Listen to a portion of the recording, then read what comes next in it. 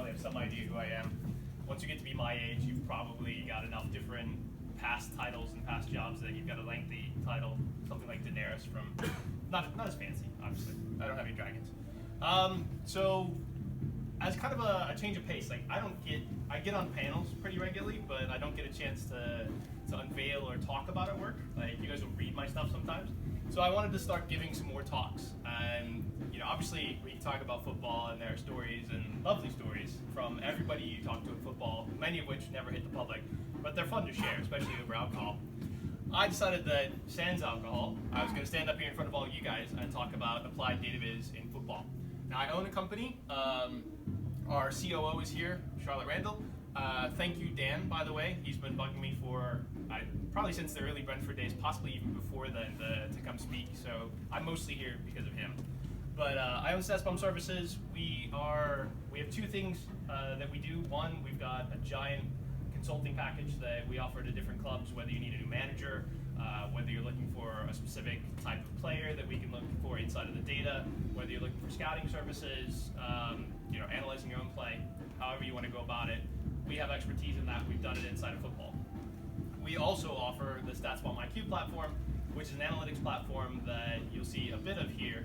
We're constantly developing new ways to sort of parse, display, and contextualize the data. And so today I wanted to talk about my journey through Data Viz.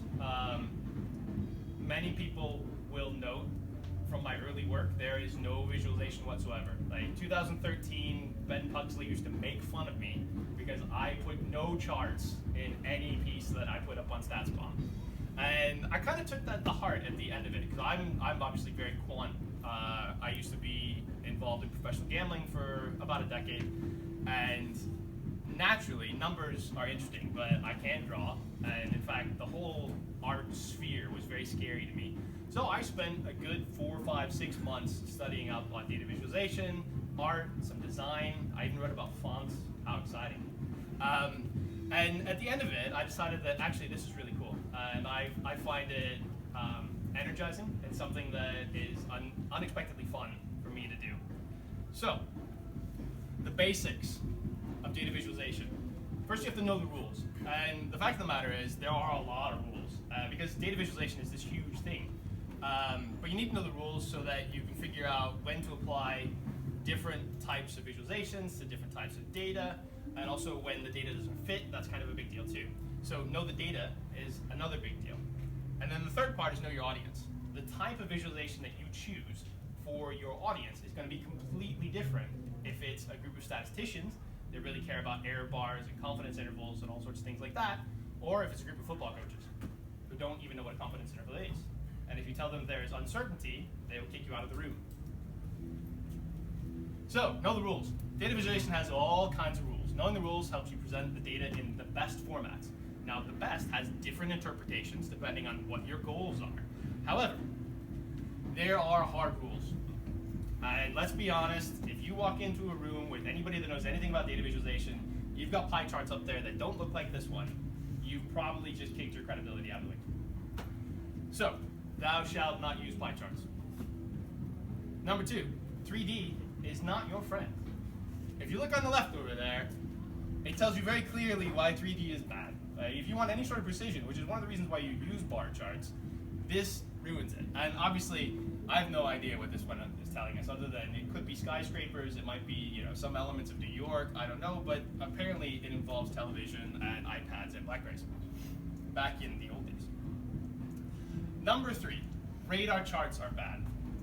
If you look over there, you can't see it on the screen, but there are 1,000 retweets of Luke Bourne retweeting essentially Stat Sam, who has 2 Stanley Cup titles, by the way, and is a professor at CMU, saying the radar plots are misleading, the eye focuses on area, not length, and many of you may not know who Daryl Morey is, but in fact he's one of the most notable NBA GMs, very quantitative, was a quant very early on. He's also one of the founders of the Sloan Sport Analytics Conference in Boston that I believe had something like 4,000 people show up to in the United States this past year.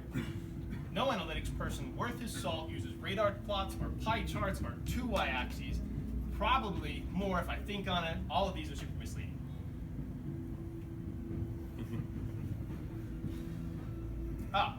Okay. Now see, the funny part is, I knew all this going into it.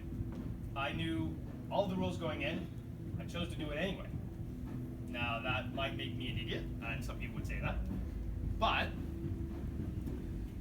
the fact of the matter is, sometimes it's okay to break the rules if you know what you're doing and are very careful. And knowing what you're doing is a big deal as well. If you don't know what you're doing, you put things out there on the internet, and people are like, this is terrible for these 50,000 reasons, because they need that moment to feel really smart about themselves, because they know something more than you do. Now, that's really good if you want feedback. And if you only want positive feedback, that might dent your ego, hopes of future jobs, all sorts of things. Also, I want to note that the font choices here are intentional, so if any of you are tweaked by the fact that there's Comic Sans and that there were some really terrible font choices earlier, I did that. That was me. I know what I'm doing. See? Breaking the rules. All right, so what the fuck radars? Oh, sorry, this is a mature audience only. We got Lionel Messi over there. With radars, obviously the things that Luke said are true, but when I looked at it, I actually did a lot of science to the original. The original was a designer named by Rami Mo. I saw it on an NBA All-Star poster.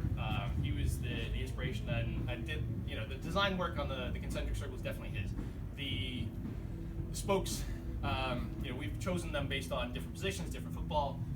It's not an open system now, so we're not just throwing things up on the screen. We're not changing the axes all around. Like, these were thought about with a lot of thought. They were also iterated, redefined a couple of different times. We are very, very careful about adding new metrics inside of it. They need to correspond to things that we expect to want to see in football. Football is what matters. So it's not an open system, and because it's not an open system, it means that you are able to mitigate a lot of the errors that you might have with different spokes and different areas not having any meaning or any related meaning. And in fact, the metrics are carefully grouped and placed next to similar neighbors. Similar shapes indicate easy to recognize player types. Now this is huge, because if you've ever worked in recruitment in club, you know that you don't have that much time. And in fact, there are months-long periods where I spent 60 hours a week plus working just on recruitment. And in fact, I had a newborn baby at the time, and my wife was very, very kind in allowing me to pursue that dream.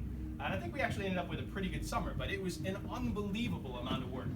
But the fact that the radar shapes indicate easy to recognize player types means it's very simple to make other people who have some experience with them understand what they might mean in terms of, hey, that type of player looks like this type of player. He might play like that type of player based simply off the statistics. It's also very simple to rule out bad players, which in fact is what you get the most of at any football club you will ever work in. It doesn't matter if you work at Arsenal or at Barnsley, people will throw you bad players all the time. Now, what bad players mean is very different for those two clubs, but that you really, really care about it. And being able to discard the guys that are terrible has a huge impact on finding the better players, because you can spend more time on them. They're also normalized by population, so this is the part where I say we scienced the shit out of them. Maybe not to that extent, but I wanted to find a way so that putting somebody to the edge of a radar had some meaning versus the population. So we put it nearly at 2 standard deviations. People can easily understand what this means. The distributions may be different inside of the radars, and that's one area where joy plots become quite interesting and quite valuable, especially if it's not a normal distribution or if it's weighted at one end or another. But in general, this helps people understand quickly and easily what's happening on the screen. People kind of like them. In fact, people really love them. Let's be honest. I started my writing at something like 2,500, 3,000 followers. I'm at about 27,000. I've appeared all sorts of places, and it's probably not due to my charming personality. It's probably largely due to the work that we've put up on Twitter over the years, on social media, popularizing these articles, these stats, moving forward with the game. So radars, they did break the rules, but they were very thoughtful about how they did it. And having used these inside of football for a very long time, as long as you know what the weaknesses are, we have found that they have a tremendous amount of value. So, there are secrets that I want to cover here. One is that data visualization is an enormous body of knowledge. If you look at the year after year information is beautiful winners, what you see is that a lot of these are quite artistic. And what you find more and more, especially for people who are able to build sort of moving visualizations or interactive visualizations, is that they actually combine art and data science, both of which have unbelievably enormous amounts of knowledge that you could know. There are plenty of PhDs in data science have no art overlap. There are plenty of art PhDs that have no data science overlap and no interest in ever doing that. The combination of the two is actually quite unusual. These are two very different sides of your brain that you might use. But it's also what makes it fascinating, especially if you like to stretch out and learn new things. So this is probably my favorite sports visualization. These are what I call shooting snakes by Peter Beshai. He created the Buckets website. I'm not sure if it died. I think he might have taken it down over the summer. But Peter created these shooting snakes that essentially they show you how good you are versus league average at different lengths or distances from the rim. And it shows you the overall volume of shots from a particular player at these different distances. And it's a fascinatingly beautiful, applicable visualization that goes directly to the sport. This is one that I think was in the awards for 2014, and it kind of looks at the years lost to gun deaths. And it was another visualization award winner that it actually moves, and it's got, I don't know if it's video or a GIF. It's probably not a GIF, but it's gorgeous, and it has a real impact. And that's one of the cool parts of a visualization as well. Like, it does have an impact well beyond any sort of stats. If you want people to really sort of feel your work, like, visualization is much better. These are two very different things. One of them is, you've probably seen commonly, it looks at the global warming phenomena, and it takes all these temperatures over the course of time, and it plots them to show you how much warmer and how much different the current world is than the past world. And then this one, I believe, is tied to parents' income and college attendance. Each of this one actually includes some uncertainty into it. It's kind of cool. Expectation versus reality. Finally, we've got mapping. Like, all of these are different elements of visualization, different types of visualization. Knowing when to apply things is quite challenging. So secret number one is that data visualization as a body of knowledge is absolutely huge. Secret number two, and I apologize if I'm being mean to anybody in this room, but my own work is in here as well. Good data viz is very difficult.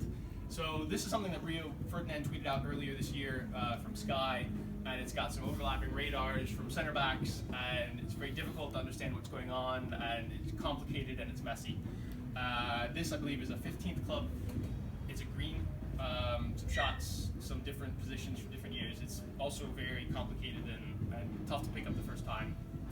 This one is, yeah, there's a lot going on here. The heat maps are particularly, color choices are complicated on that one. Yeah, and I'm not just taking shots, I'm just saying it is hard, even for people who do this regularly, and everybody in this that has posted these things had professionals behind them. This one's quite difficult. It's got a lot of stuff going on. It's really trying to look at passes, but it doesn't take into account the fact that there's only so much space that the defenders can actually cover in and around themselves, behind themselves. And this one is one of the early versions of radar charts, where we didn't normalize, and Lionel Messi made everybody look terrible because everybody was over here, and this was Messi's amazing season where he scored something like 1.48 non-penalty goals per game. And believe it or not, normal humans don't do that outside of Lionel Messi. So very early on, terrible visualization. Things have gotten better over time. Some people would still say it's a terrible visualization, but the fact of the matter is the audience choice dictated what we were doing there. So know the audience. It has a huge impact on how you construct a visualization. I'm going to make a different choice for a group of statisticians, like say I'm going to go talk to the Royal Society of Statistics, and I'm going to put up different things there, and they're going to expect different things, than I would in front of a room of coaches. So the question then becomes, who is StatsBomb's audience? And for me, it's always kind of been the public. Like, we're teaching. We started from scratch. This is a research enterprise.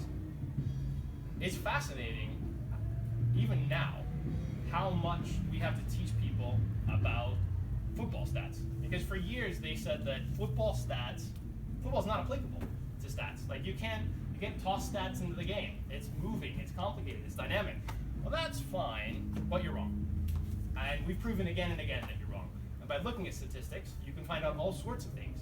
Whether it be you can make hundreds of millions of pounds in the betting markets by predicting which team is more likely to win than other teams.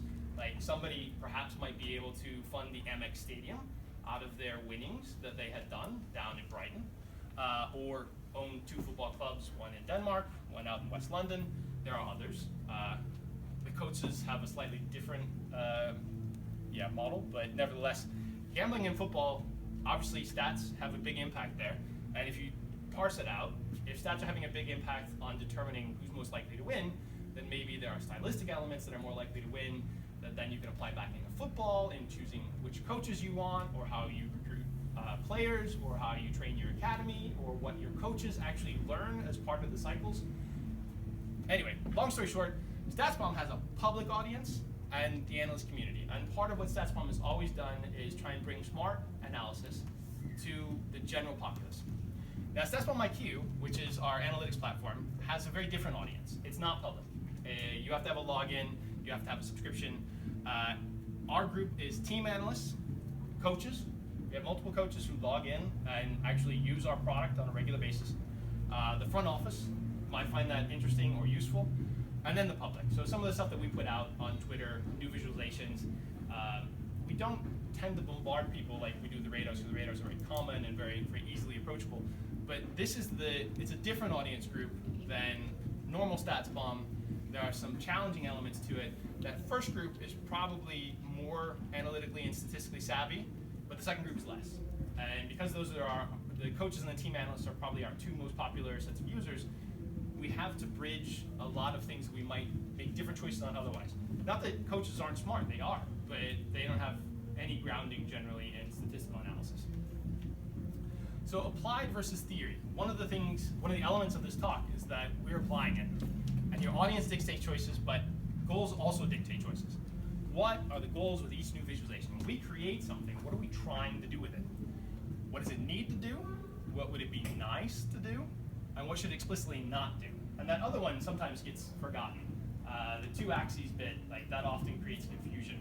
Like, yes, I can do this on one visualization, it's amazing. And in fact, it completely clouds the message that you're trying to send, or the signal that you're trying to tease out of it. For IQ, the goal hierarchy usually looks like educate. We have to educate everybody. Like, so much of this stuff is not known. And I'll show you that in a minute. Attract. If it looks more attractive, it's easier and more friendly to use, it's more fun to use.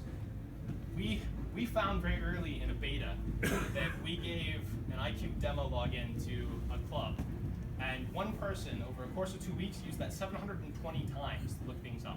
Now, that's pretty attractive from a usability standpoint. It means that they did a deep dive and they were excited and they did a great learning journey on their own. They didn't talk to me about it. They wanted to do it themselves, but it shows that they weren't confronted with a user interface that was terrible and scary. It also shows that the stuff that they were finding was intriguing enough to keep coming back again and again and again. And usability is a big part of the functionality here too. So, hang on, I'm gonna get a drink, but we'll talk about the choices that are made here, because some of them are suboptimal from a statistical standpoint, but very important from a user standpoint.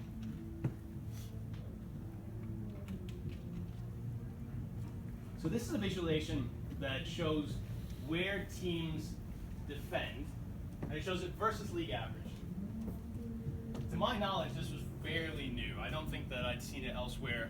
Created it inside of Brentford fairly early on, and then we created a different version now. And if you look at the left, there's Bayern Munich. Now, teams will fall off against Bayern Munich, but they also have tended to press fairly consistently since, I don't know, at least since the Henkes time. And then on the right is Darmstadt, who drop deep. They're more like a Tony Pulis type team, deep block, defend in a concise area. Now, the interesting part about this is that these little dots are defensive action. I'm pretty sure they're defined as tackles, interceptions, or fouls. And Bayern are obviously defending all over the pitch, but versus league average, they tend to defend a bit higher. Now, there are 2 elements in this visualization, one of which differs if you look on left to right. This one of these is the league average. The purple is the league average of where most teams are defending. Now, the reason why this exists is because most people don't know this information. So we also have the baseline over here that if you want to know specifically how the team is differing from league average, it shows you that. But if you put that visualization out there without this information ahead of it, people don't know it. It's new information, so you're really guessing at saying approximately what's happening. This is why in most of the public versions we're putting this out, but in fact what you see on the bottom is probably a more interesting representation. It's just that league average is constant because nobody knows where teams actually defend on average most of the time. The other thing we've got here is 5 grids. Now, if you're a tactics wonk, you know that a lot of coaches view the pitch in sort of five horizontal spaces. You've got the half spaces or halvbrams, and then you've got the wings, and you've got the central area. Now, the sizing may differ, but nevertheless, that's kind of what they're used to. Mathematically, you get some overfitting in the model, and this is one of those times where you make a hard choice. If you can make it more approachable to the coach, and he understands what's going on better, by making a slightly suboptimal mathematical choice, that's probably the right way to go about it. Now, we will get some grids that have very few actions in them and might be, oversensitive to it. This is full season, by the way, so like when you have less season, you want to go backwards, potentially look at what the coaches were like in past seasons. But nevertheless, these are choices that we made based on our audience and not necessarily based on the optimal way to put this visualization out to the general world or specifically to the analyst community. All right, so with this in mind, I want to talk about something we created that's new. I think Gary actually showed this publicly pretty early on, or one of the first people to show this publicly early on in Curves. Gary Gillette's here, Dr. Gary, sorry. So I spec'd out an XG distribution before I left, looking at shots. We can look at expected goals. We could also look at distance, which is kind of interesting. They're not necessarily the same, especially when you factor in headers. And we could use those as the x volumes and volume, or as the x values and volume as the y. So my guess is we'll want all of our shot map filters, which you guys may or may not have seen, like headers and feet and goals, but it's really not that complicated, and it should work for teams as well as players. So this is what I sent to our developers and our designers, and most of the time when we start something new, unless I'm really explicit, like wanting to create that defensive viz map that I knew kind of what I wanted, I'm going to be gentle about the spec because we work with smart people. We intentionally recruit smart people that have their own ideas and their own creativity. And sometimes they're going to come back with stuff that's much better than what I was expecting. So I left this fairly open-ended. Now what I thought we might do was get stuff like this. Basic distributions. Vertical distribution might be interesting because it works in the same way as our shot maps do. So basically the goal would be up here, and then everything else would be from down. Or you get this lovely one about masterworks and more strokes. What we actually got was this. Now, this is actually pretty good, and it does some things that I wasn't thinking about at the time. It's very simple. This is, to give you an idea, this is Manchester City took 180 shots that I believe were from fairly low value. They limited their opponents to 90. And then the curve goes on through and it looks at, this is the whole expected goal distribution through here. It's a smooth curve representation. It clearly shows attack and defense at the same time, which is nice. Like you get an idea of what the gaps look like. And it's clever in that it ties the dots back into the colors on our shot maps, which is a nice little tie for understanding things better across the platform. We've got visualizations that use this. This thing ties them back in. The colors are exactly the same ones that we have on the maps. Now the cons are, it's really simple. Really simple. It's a bit squiffy with players. Like this doesn't show up nearly as well with players. You've got a huge skyscraper problem. So out here, this curve is massive, and it impacts how you can visualize it. And then it's not what I expected. As you saw before, I was expecting something different. So, knowing the data, this part is what we care about. This part is what makes the difference in winning games. These high-value shots are the parts that you really care about displaying in a way that's easily distinguishable and understandable, because these are the elements that really have an impact over the course of the season. If you create more of these, you're much more likely to win than if you create more of those.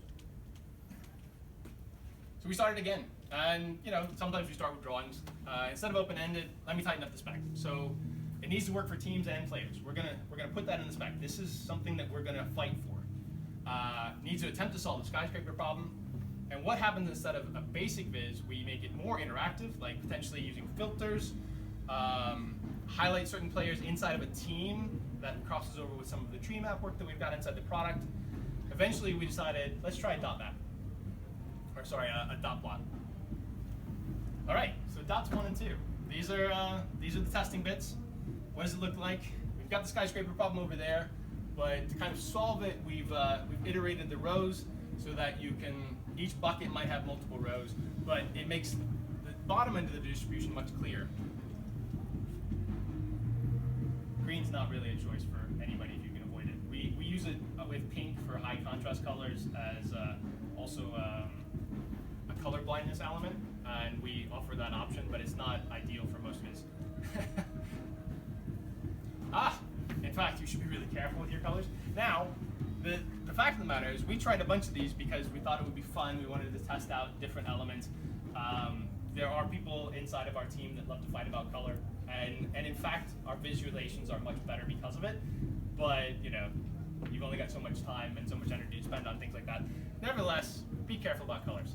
Over there, that's our natural sort of StatsBomb color logo set, and we have to be really, really careful about using that. So we tend to actually go away from it, use a little gentler color scheme, sometimes give multiple choices. This is what we ended up with from the dots perspective. Now, what this does is, again, we've kind of solved the skyscraper problem. We've allowed highlighting to occur. So the pink is actually Cristiano Ronaldo's contribution. We've clearly distinguished goals and not goals. So goals are clear, essentially. They've got the white or the black, depending on which one it is. I don't know how visible this is to you guys, but on a normal computer screen, it's pretty clearly delineated. We've got a lot of informational elements: total shots, total goals, the total XG, the expected goals per shot, how many games. You can also include, different elements. Different players can be highlighted. But this is not all we ended up with, because there are still challenges with this. This isn't a perfect viz, and many times in the fight, to create something perfect, you end up with something that you quite like. It's never going to be optimal. Like, you have too many choices that you have to make, and this is one of the funny things about being an adult.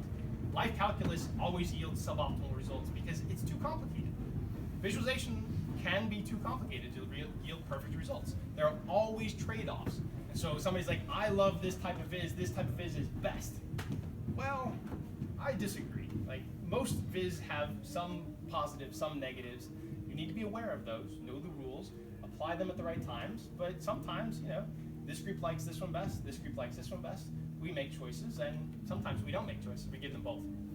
So, we can hide different players and their contribution on the dots. And in fact, the hidden elements are fun. So over there, we've got Arsenal's shot distribution for 16-17.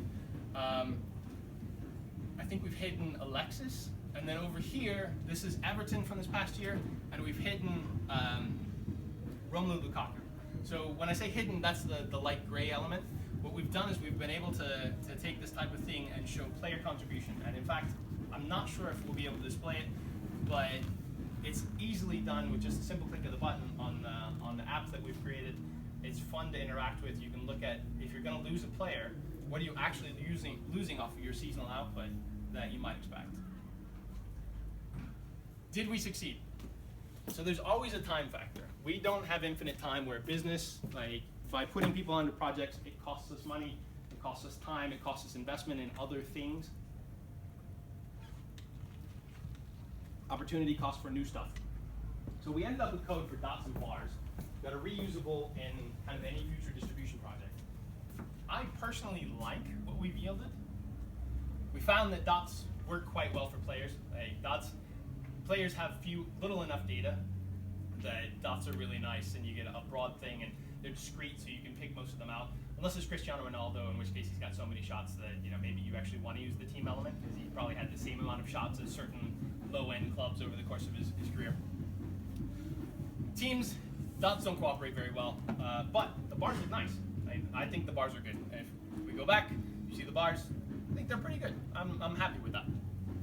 It works well as an interactive app, which is kind of one of the things we wanted to do. We're building a couple more interactive maps in our roadmap of development, and so this is a nice little test. It gives us cool functionality. It's fun to use, I think. And the first visualization we found was actually very elegant in showing attack and defense in the same time. So that curve and the gap between the curve is really interesting, and it teaches you something. It's something that we'll probably release in the next couple of weeks, because once we spruce up the final informational elements. But it teaches you something about how teams are attacking and defending and what the gap looks like. And if it's inverted, like, that's kind of a big deal, because it shows you places where you might have problems. So that's my talk. We went through some rules, some visualizations, something that we created completely from scratch, why we ended up with what we did. And the next stuff is, we're having a lot of fun. I think that more so than I was expecting, I found that visualization itself, and also the process of owning a company and choosing the directions and creating these things with a really clever team, has been a lot of fun. If you want to know what's next, ask me.